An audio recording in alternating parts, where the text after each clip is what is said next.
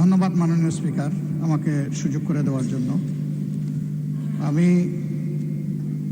সময়ের বাধ্যবাধকতার কারণে এই বিষয়টি মহান এই সংসদে উত্থাপন করতে যাচ্ছি। জুলাই গণ অভ্যুত্থানের প্রেক্ষাপটে গঠিত এই সংসদ স্বাভাবিকভাবে তার নির্বাচনী প্রক্রিয়া আসেনি। এটি একটি প্রেসিডেন্সিয়াল অর্ডারের মাধ্যমে এসেছে। এই অর্ডারটি জারি করা হয়েছে 13 নভেম্বর 2025। এই অর্ডার অনুযায়ী এখানে 15টা নির্দেশিকা আছে। এর মধ্যে 3 থেকে 15 এই বিষয়গুলো হচ্ছে জুলাই সনদ এবং গণভোটের সাথে সম্পর্কিত। 10 নম্বর এই অর্ডারের 10 নম্বর বিষয়টা উল্লেখ করা হয়েছে পরিষদের অধিবেশন আহ্বান, কোরাম, ভোটদান ইত্যাদি সংসদ নির্বাচনের ফল ঘোষিত হওয়ার 30 পঞ্জিকা দিবসের মধ্যে যে পদ্ধতিতে জাতীয় সংসদের প্রথম অধিবেশন আহ্বান করা হইবে অনুরূপ পদ্ধতিতে পরিষদের প্রথম অধিবেশন আহ্বান করা হইবে। আমার বিষয়টা এখানেই কনসার্নের। আজকে 30তম পঞ্জিকা দিবস, কিন্তু এর মধ্যে এই অধিবেশন আহ্বান করা হয়নি। এই অধিবেশন কিভাবে আহ্বান করা হবে সেই ব্যাপারে সংবিধানের 72 অনুচ্ছেদে নির্দেশিকা রয়েছে। সরকারি বিজ্ঞপ্তি দ্বারা রাষ্ট্রপতি সংসদ আহ্বান স্থগিত ও ভঙ্গ করিবেন এবং সংসদ আহ্বানকালে রাষ্ট্রপতি প্রথম বৈঠকের সময় স্থান নির্ধারণ করিবেন। তবে আরও শর্ত থাকে যে এই দফার অধীন তাহার দায়িত্ব পালনে রাষ্ট্রপতি প্রধানমন্ত্রী কর্তৃক লিখিতভাবে প্রদত্ত পরামর্শ অনুযায়ী কার্য করিবেন। উদয় সম্পন্ন করার কথা ছিল। এখন আমরা ধরে নিচ্ছি নিশ্চয়ই মাননীয় প্রধানমন্ত্রীর লিখিত পরামর্শের কারণেই রাষ্ট্রপতি এই সভা আহ্বান করেছেন। এবং এইখানে বাকি যে অর্ডারগুলো আছে সেই জায়গায় পরিষ্কার বলা হয়েছে যে পদ্ধতিতে সংসদের প্রথম অধিবেশন আহ্বান করা হবে ঠিক একই পদ্ধতিতে সংবিধান সংস্কার পরিষদেরও সভা আহ্বান করা হবে। 2টা বুথে যারা নির্বাচিত হবেন তাদের ব্যাপারে এখানে আমি আগেই উল্লেখ করেছি 3 থেকে 15 পর্যন্ত বিস্তারিত তাদের দায়িত্ব এবং অধিকার সম্পর্কে কথা বলা হয়েছে। 3 নম্বরে বলা হয়েছে জুলাই জাতীয় সনদে অন্তর্ভুক্ত সংবিধান সংস্কার বিষয়ে গণভোট। জনগণের সার্বভৌম ক্ষমতা প্রয়োগের উদ্দেশ্যে এই আদেশ এবং জুলাই জাতীয় সনদের সংবিধান সংস্কার সম্পর্কিত অংশ গণভোটে উপস্থাপন করা হবে। 4 নম্বরে বলা হয়েছে গণভোটে নিম্নরূপ প্রশ্ন উপস্থাপন করা হবে। যে 4টা প্রশ্ন ব্যালটের মধ্যে ছিল সেটা আর আমি উল্লেখ করতে যাচ্ছি না। 5 নম্বরে বলা হয়েছে গণভোট অনুষ্ঠানে এই আদেশ জারির অব্যবহিত পর অনুষ্ঠিতব্য জাতীয় সংসদ নির্বাচনের দিন এই আদেশ অনুসারে গণভোট অনুষ্ঠিত হবে। এটা হয়ে গেছে এবং গণভোটে যারা ভোট প্রয়োগ করেছেন তাদের মধ্যে প্রায় 70% মানুষ হায়ের পক্ষে ভোট দিয়ে তারা সংস্কারের পক্ষে রায় দিয়েছেন। 6 নম্বরে গণভোট অনুষ্ঠানের জন্য আইন প্রণয়ন। গণভোট অনুষ্ঠানের লক্ষ্যে নির্বাচন কমিশন কর্তৃক প্রয়োজনীয় ব্যবস্থা গ্রহণের উদ্দেশ্যে যথোপযুক্ত আইন প্রণয়ন করা হবে। এটাও হয়ে গেছে। সংবিধানের গণভোটে উপস্থাপিত প্রশ্নের উত্তরে প্রদত্ত সংখ্যাগরিষ্ঠ ভোট হার সূচক হইলে এই আদেশ জারির অব্যবহিত পর অনুষ্ঠিতব্য জাতীয় সংসদের সাধারণ নির্বাচনে নির্বাচিত প্রতিনিধিগণের সমন্বয়ে একটি সংবিধান সংস্কার পরিষদ গঠিত হইবে। মাননীয় স্পিকার, এটি হয়নি এবং এর সময়সীমা আজকে শেষ। যাহা সংবিধান সংস্কার বিষয়ে সকল ক্ষমতা প্রয়োগ করিতে পারিবে। খ, উক্ত নির্বাচনে নির্বাচিত প্রতিনিধিগণ একসাথে জাতীয় সংসদের সদস্য হিসাবে এবং এই আদেশ অনুসারে সংবিধান সংস্কার পরিষদের সদস্য হিসাবে দায়িত্ব পালন করিবেন। এই সুযোগ আমরা পেতে চাই। পরিষদ উহার প্রথম অধিবেশন শুরুর তারিখ হইতে 180 কার্য দিবসের মধ্যে জুলাই জাতীয় সনদ এবং গণভোটের ফলাফল অনুসারে সংবিধান সংস্কার সম্পন্ন করিবে এবং তাহা সম্পন্ন করিবার পর পরিষদের কার্যক্রম সমাপ্ত হইবে। শুরুই হোক আগে, তারপরে সমাপ্ত। পরিষদের কর্মধারায় অংশগ্রহণের সময় নির্বাচিত প্রতিনিধিগণ পরিষদ সদস্য হিসাবে অভিহিত হইবেন। মানে দুইটা ক্যাপাসিটিতে আমরা এখানে নির্বাচিত হয়েছি, দুইটা বুথের মাধ্যমে, আলাদা আলাদা বুথ। এই আদেশের উদ্দেশ্য পূরণকল্পে পরিষদ ইহার অধিবেশন আহ্বান ও মুলতবি, সংবিধান সংস্কার বিষয়ক প্রস্তাব উত্থাপনের পদ্ধতি, উক্ত প্রস্তাব বিবেচনা ও গ্রহণ এবং অন্য সকল আহ্বান করা হইবে। ধন্যবাদ মাননীয় বিরোধী দল নেতা, আপনার কথা আমরা বুঝতে পেরেছি। জি। এখন আমি ট্রেজারি বেঞ্চ থেকে এই সম্পর্কে বক্তব্য আশা করছি। ধন্যবাদ মাননীয় স্বরাষ্ট্রমন্ত্রী। মাননীয় স্পিকার, আপনাকে ধন্যবাদ। আপনি প্রথমত আমি প্রশ্ন রাখবো, মাননীয় বিরোধী দলীয় নেতাকে কোন বিধিতে এই সময় বিফোর 71 অ্যালাউ করেছেন? This is my point of order. Second হচ্ছে, যদি জরুরি জনগুরুত্বপূর্ণ বিষয়ে কোনো মুলতবি প্রস্তাব আনতে হয়, সেটার জন্য বিধি আছে, সেই বিধিতে কোনো নোটিশ তিনি দিয়েছেন কিনা রুলস অফ প্রসিডিউর 62 অনুসারে। তৃতীয় প্রশ্ন হচ্ছে, যদি জরুরি জনগুরুত্বপূর্ণ বিষয়ে কোনো সংক্ষিপ্ত আলোচনা করতে হয়, সেই বিষয়ে বিধি 68 অনুসারে কোনো নোটিশ দিয়েছেন কিনা। এটা হচ্ছে আপনার প্রতি আমার প্রশ্ন। তারপরেও যেহেতু আপনি অ্যালাউ করেছেন, মাননীয় বিরোধী দলীয় নেতা যেহেতু কিছু প্রশ্ন উত্থাপন করেছে, জাতির উদ্দেশ্যে কিছু কথা বলতে হয়, না হলে পরিষ্কার হবে না। তিনি পুরো জুলাই জাতীয় সনদ সংবিধান সংস্কার বাস্তবায়ন আদেশ 2025 টপ টু বটম পড়েছেন, এ টু জেড। এটা আদেশ নম্বর 1/2025, 13 নভেম্বর। আমি হাউসের বাইরে বিভিন্ন জায়গায় আলোচনায় বলেছিলাম, রাষ্ট্রপতি অধ্যাদেশ জারি করতে পারেন যখন হাউস সেশনে থাকে না, আর্টিকেল 93 অনুসারে। এবং এই আর্টিকেল 93 অনুসারে আপনি দেখবেন, মাননীয় স্পিকার, ক্লজ কতে 93(1) ক্লজ ক লেখা আছে, সংবিধানের ধারা পরিবর্তন হবে বা সংবিধান পরিবর্তন হবে, এরকম কোনো বিষয় অধ্যাদেশের মাধ্যমে আসতে পারে না, সেটা জায়েজ নাই। রাষ্ট্রপতি অধ্যাদেশও সেটা সংবিধান পরিবর্তনের কোনো বিধান করতে পারেন না। কিন্তু এই যে আদেশ, এই আদেশটা না অধ্যাদেশ না আইন, মাঝামাঝি কি জিনিসটা জন্য আমি বলেছিলাম এটা হয়তো নিউট্রাল জেন্ডার হতে পারে।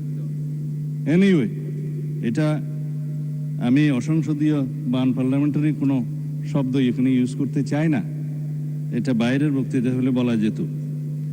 এই যে আরোপিত আদেশ যেটা তিনি পাঠ করলেন, এই আদেশের তিনি বললেন সেকশন 3-তে জুলাই জাতীয় সনদে অন্তর্ভুক্ত সংবিধান সংস্কার বিষয়ে গণভোট, এবং বলা হয়েছে সেকশন 10-এ পরিষদের অধিবেশন আহ্বান, কোরাম, ভোটদান ইত্যাদি। অর্থাৎ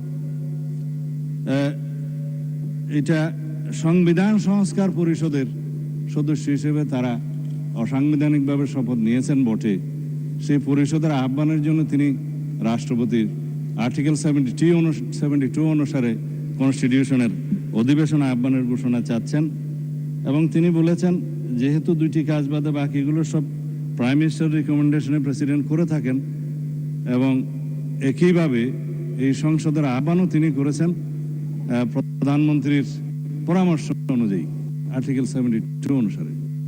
তো এইখানে প্রেসিডেন্টের ক্ষমতা যে প্রধানমন্ত্রী পরামর্শ দিয়েছেন, তিনি জাতীয় সংসদের অধিবেশন আহ্বান করবেন, নির্ধারণ করবেন, করেছেন।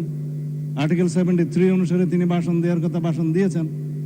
আমাদের বিরোধী দলীয় বন্ধুরা ভাষণ শুনতে চাননি, চলে গিয়েছেন, ভালো কথা। কিন্তু সেই ভাষণের উপর আলোচনার জন্য তিনি কালকে প্রস্তাব করেছেন 50 ঘন্টা বরাদ্দ করা হোক। এখন যদি রাষ্ট্রপতির ভাষণের উপর 50 ঘন্টা আলোচনা হয়, ভালো, সংখ্যা অনুপাতে সেই সময় বরাদ্দ করা হবে, আমরা অ্যাপ্রিসিয়েট করি।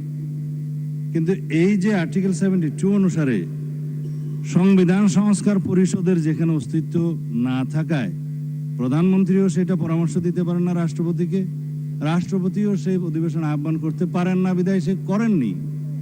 তা এখন যদি তাদের প্রশ্ন অনুসারে এই আদেশটা যদি বৈধ হয়, রাষ্ট্রপতি যে আদেশটা জারি করেছেন সেটা যদি সাংবিধানিক হয়, সেটা আমরা এখানে আলোচনা করতে পারি।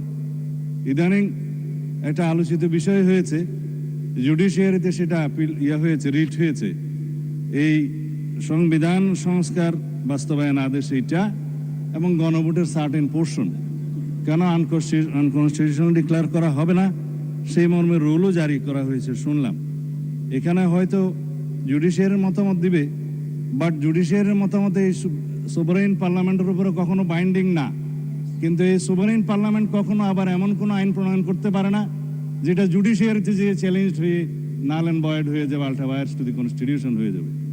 তো সুতরাং আমাদেরকে উভয় দিকে লক্ষ্য রেখে জাতির বৃহত্তর স্বার্থে আইনানুগভাবে এবং সাংবিধানিকভাবে যেতে হবে এই মহান জাতীয় সংসদে আমাদের সমস্ত কার্যক্রম।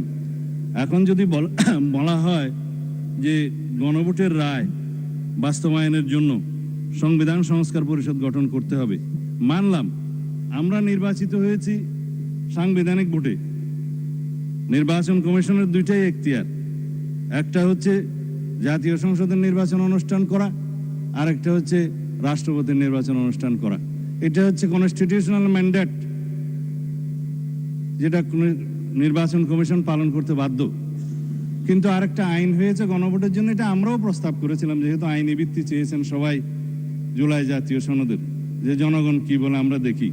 সেখানে জুলাই জাতীয় সনদ যেভাবে স্বাক্ষরিত হয়েছে, রাজনৈতিক সমঝোতার দলিল হিসেবে ঐতিহাসিকভাবে যেটা স্বাক্ষরিত হয়েছে, তার উপর ভিত্তি করে জুলাই জাতীয় সনদের পক্ষে এদেশের জনগণ আছে কি নাই সেই প্রশ্নে গণভোট হতে পারে, এবং সেটা একদিনে হবে না, 2 দিনে হবে। সেই বাহাস অনেকদিন হয়েছে, অতঃপর একদিনে অনুষ্ঠিত হয়েছে, এবং সেই ব্যালটে গণভোটে হ্যাঁ এবং না লেখা ছিল। কিন্তু এই আদেশটা মাঝখানে জারি করে আরেকটা প্রশ্ন ওখানে ইন্ট্রোডিউস করে দেয়া হয়েছে, যে এই প্রশ্নে গণভোট দেয়া হলো 4টা প্রশ্ন, যে প্রশ্নের মধ্যে একটা বিশাল প্রশ্ন জুলাই জাতীয় সনদের সমঝোতা হয়নি, এটা একটা জবরদস্তিমূলক আরোপিত আদেশ করে সেই আদেশের একটা প্রশ্ন গণভোটের মধ্যে দেয়া হলো, যেটা আমার পড়তে লাগছে 3.5 ঘন্টা। জনগণ সেটা পড়ে হ্যাঁ এবং না দিয়েছে কিনা আমি জানি না, তবে 4টা ভোট 4টা প্রশ্ন, সেই প্রশ্নের মধ্যে একটা অ্যান্সার দিতে বলা হয়েছে, আইদার হ্যাঁ অথবা না বলুন। কিন্তু 4টা ভোটে তো 4টা প্রশ্ন থাকা উচিত ছিল, যে আমরা কোন কোন প্রশ্নে হ্যাঁ বলবো, কোন কোন প্রশ্নে না বলবো, সেই অপশনও ছিল না। আমি সেই লম্বা বাহাসে যাচ্ছি না, তারপরও গণভোটের রায় যদি বাস্তবায়ন করতে হয়, সেই গণভোট এই আইন অনুসারে, সেই রায় অনুসারে সংবিধানে আগে সংস্কার আসতে হবে, সংবিধানের সংশোধন আসতে হবে। সংবিধানে যদি সেটা আমরা গ্রহণ করি, তারপরে সেই গণভোটের রায় বাস্তবায়নের জন্য তখন সংবিধান যদি এটা কন্টেইন করে, ধারণ করার পরে তখন যদি পরিষদের সদস্য হিসেবে শপথ নিতে হয়, সেটা তখনকার ব্যাপার হবে। সেটা আমরা let us have debate on it. তবে এখন এই সংবিধান সংশোধনের জন্য আমরা এই সেশনে বিল আনতে পারবো কিনা সেটা যথেষ্ট সন্দেহ আছে। এই কারণে যে 133টা অধ্যাদেশ এখানে উত্থাপিত হয়েছে প্রথম দিনে, আজকে হয়তো মাননীয় আইনমন্ত্রী সেগুলা বিশেষ কমিটি দেওয়ার জন্য প্রস্তাব করতে পারেন, তারপরে সেটা স্ক্রুটিনি হবে, রিপোর্ট পেশ হবে, সময় আছে 30 দিন। এটা কোনো কার্য দিবস নয়, পঞ্জিকা দিবস। 30 দিনের মধ্যে এই অধ্যাদেশগুলো সম্পর্কে আমাদেরকে ফয়সালা করতে হবে। এখন সেই অধ্যাদেশগুলো ফয়সালা করতে যেয়ে 15 দিন এখন লম্বা ছুটিতে, 29 তারিখের আগে আপনি আর সেশন করতে পারছেন না আজকের পরে, তখন এগুলো করতে করতে এই সেশন চলে যাবে। তারপরের সেশনে আপনার বাজেট অধিবেশন, বাজেট অধিবেশনের সময় যদি আপনারা অ্যালাউ করেন যে সংবিধান সংশোধনের বিষয়ে এই হাউস সিদ্ধান্ত নেয়, কার্য উপদেষ্টা কমিটিতে যদি সিদ্ধান্ত হয়, তখন বাজেটের এই সেশনের মধ্যেও সংবিধান সংশোধনের জন্য কমিটি করে তারা এই জুলাই জাতীয় সনদকে সেখানে ধারণ করে সংবিধান সংশোধনের জন্য বিল উত্থাপন করতে পারে। সেই বিলটা তারপর আলোচনা হবে, পাশ হবে, সেটা তখন সেই সেশনে করা যাবে কিনা আপনারা সিদ্ধান্ত নেবেন। আমি পজিটিভলি যাচ্ছি, আমি কোনো কিছু অস্বীকার করছি না।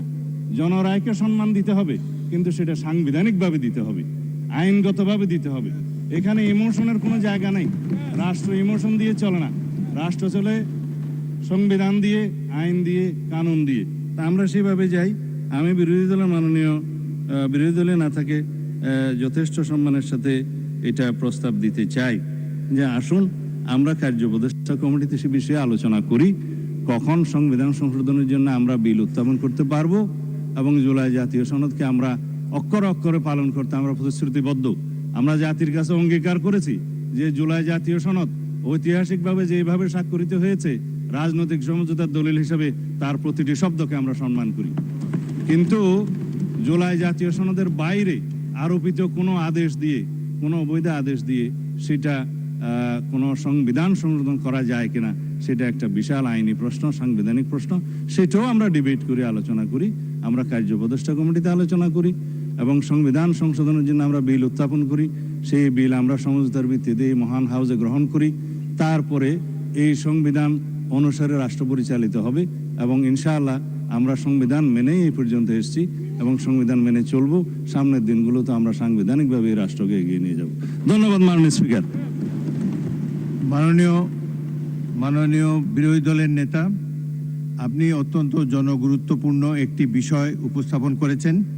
এই ধরনের গুরুত্বপূর্ণ বিষয় অন দি স্পট সলিউশন দেওয়া যায় না, এটার জন্য আপনি নোটিশ দেবেন। আপনার নোটিশ পাওয়ার পর এ ব্যাপারে আমার সিদ্ধান্ত জানাবো। ধন্যবাদ।